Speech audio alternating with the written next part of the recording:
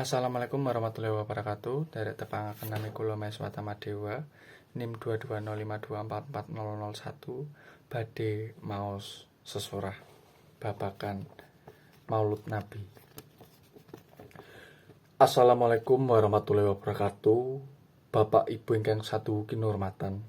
Monggo kula lan panjenengan sami ngujukaken raos syukur alhamdulillah dumateng ngarsanipun Gusti Allah Subhanahu wa taala ingkang sampun paring hidayah, inayah, rahmat saha kanikmatan dumateng kita sedaya sahingga kula lan panjenengan sami saged kempal wonten ing majelis punika kanthi sehat wal afiat.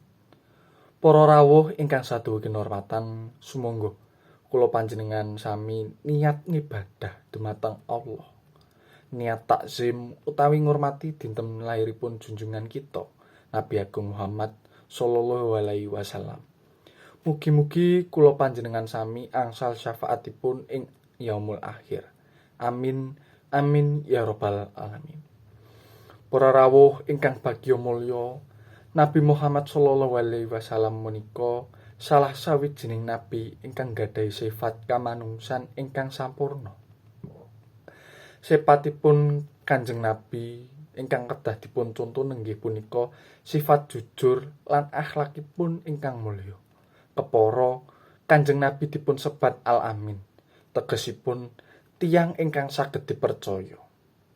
Ugi Allah piyambak ngakeni mulyanipun Kanjeng Nabi ingkang dipun sebat wonten Al-Qur'an surat Al-Qalam ayat 51 ingkang ngemu suraos.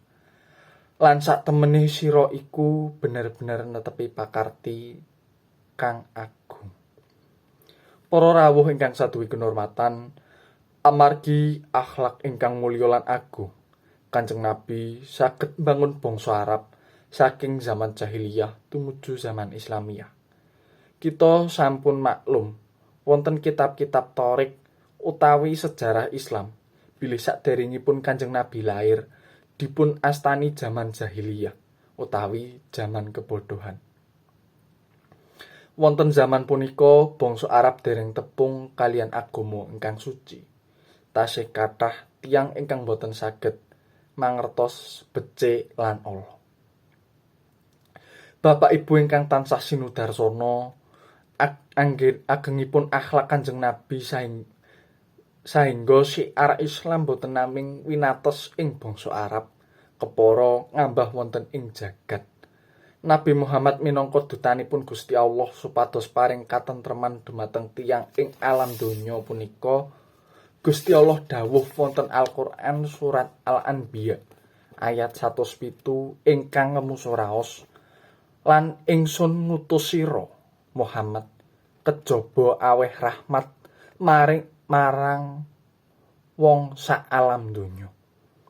Para rawuh ingkang tansah bagya mulya, sumangga kula lan panjenengan sami saged nuladani ugi nyonto marang Kanjeng Nabi Muhammad sallallahu alaihi wasallam minangka tumbak utawi atek-atekipun tiyang agesang ing jagat punika. Cekap semanten atur kula menawi wonten kirang lan luwihipun kula nyuwun samudra pangabsami. Wassalamualaikum warahmatullahi wabarakatuh.